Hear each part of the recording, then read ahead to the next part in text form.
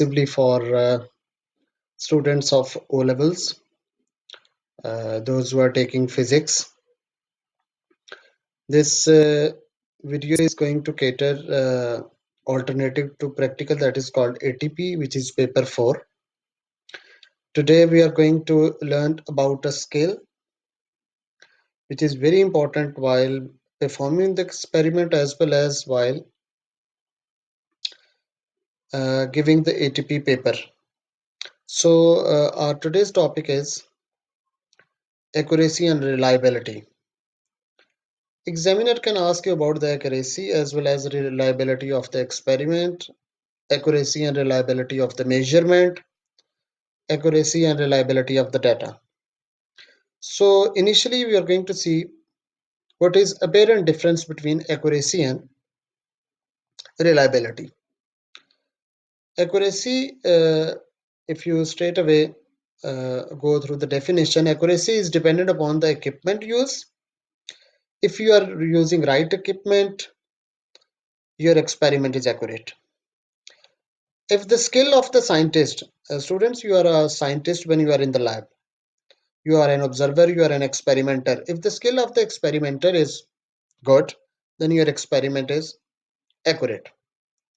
In comparison, if you see reliability, reliability is simply how many times you perform the experiment and the values you are getting are closer to your true value. We can improve accuracy as well as reliability of our experiment as well as data. Now let's see. In accuracy, if you do mental calculation, head calculation, your experiment will not be accurate. You have to use scientific calculator, or you have to use calculations by writing steps. Don't do the mental calculation. If you do head calculations, mental calculation, then your experiment will not be accurate. If you're not using appropriate method or apparatus, then your experiment is not accurate. If you're inexperienced, then your experiment is not accurate.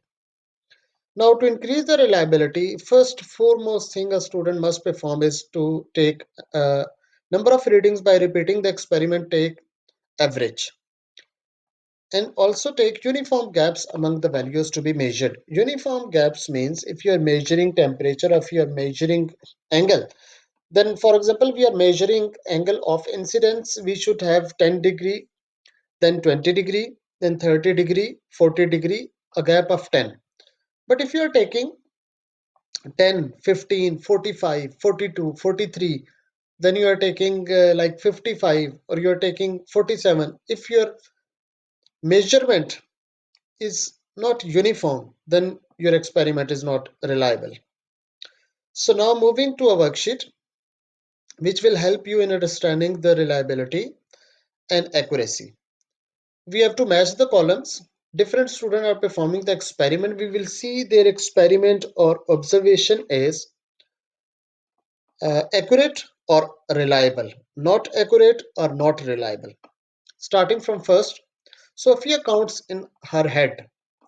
As she is counting in her head, so the experiment is not accurate. And repeat the experiment 5 times. Repetition is there, so it is reliable. So it means this experiment is not accurate, but it is reliable.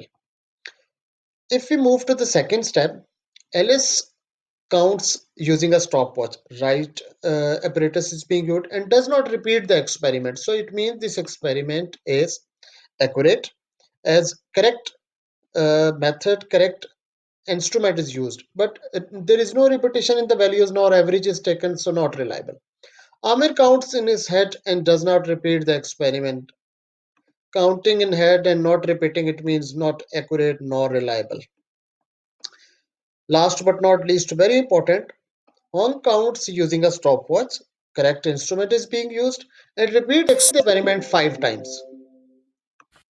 So this is accurate and reliable. So students, today you have learned about reliability and accuracy and reliability. So you can pause the video, check the content again, and a very important thing, all the videos related to alternative to practical of physics O level 5054 you will have on this channel. Kindly